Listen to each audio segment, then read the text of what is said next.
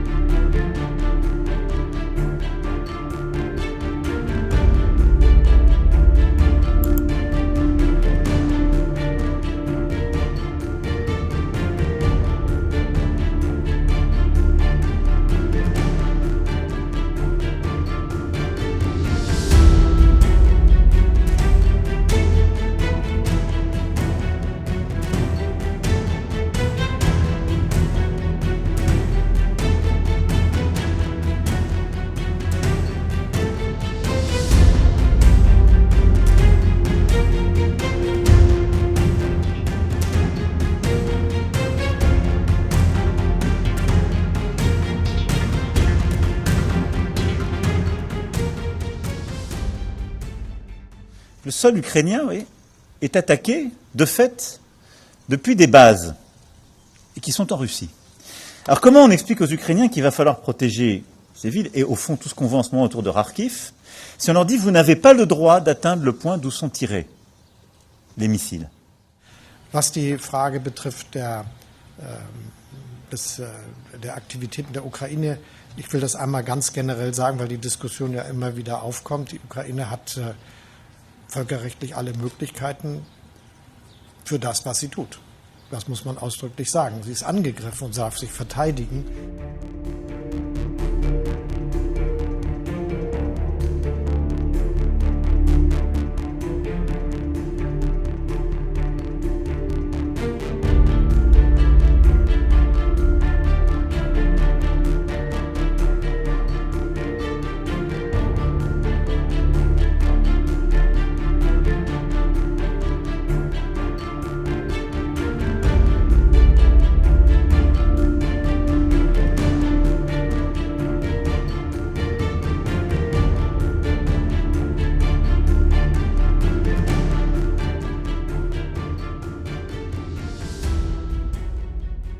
In recent days, a number of leaders, President Macron, Chancellor Scholz, Secretary General Stoltenberg, have spoken about potentially letting Ukraine use Western arms to strike directly on Russian soil when Russia is directly targeting Ukraine.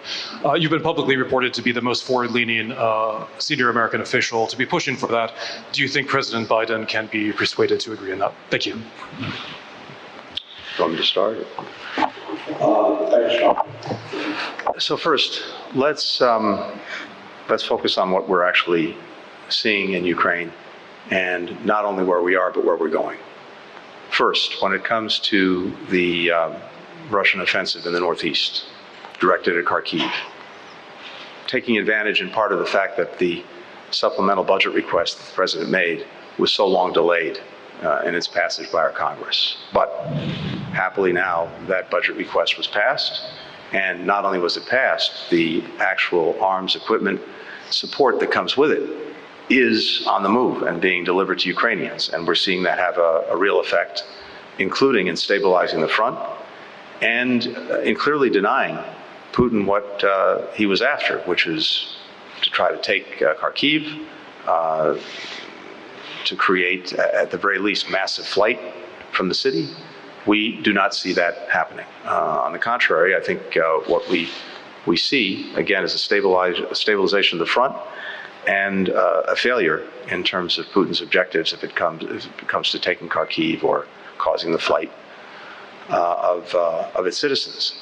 And as we look forward to the weeks ahead and the months ahead, we now have 32 countries that have either completed or will soon complete bilateral security agreements with Ukraine.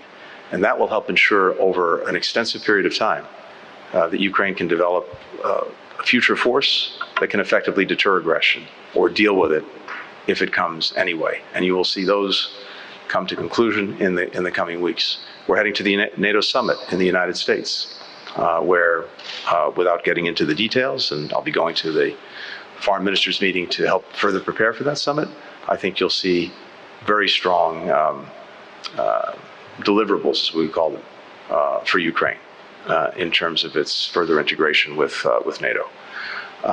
You're seeing on the battlefield the effect of different weapon systems that we and others have provided to Ukraine. We're working hard as well to make sure that we can find ways to access the sovereign assets of Russia that are now frozen primarily in Europe. And there again, I anticipate that in the coming weeks and months, certainly by the G7, we'll see further steps in that direction. We are working hard to deliver more air defenses to Ukraine, and I'm confident we'll see progress in that area as well.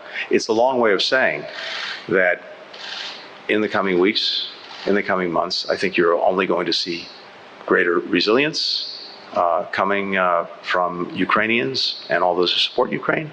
And if you project out over the next period of time, we are on the path to help ensure that Ukraine is a success, a country that stands strongly on its own feet, militarily, economically, democratically. And that's the ultimate rebuke to Mr. Putin.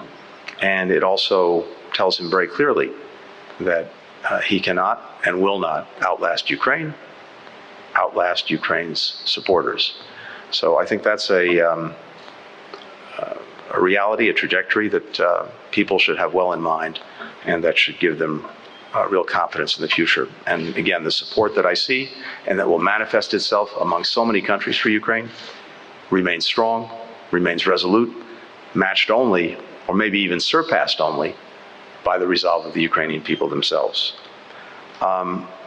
We're committed to Ukraine succeeding as a country.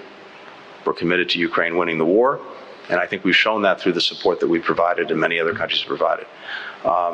We haven't encouraged or enabled strikes outside of Ukraine. But Ukraine, as I've said before, has to make its own decisions about the best way to effectively defend itself. We're going to make sure that it has the equipment it needs to do that. And another hallmark of our support for Ukraine over these now more than 2 years has been to adapt. As the conditions have changed, as the battlefield has changed, as what Russia does has changed in terms of how it's pursuing its aggression, escalation, we've adapted and adjusted to, and I'm confident we'll continue to do that.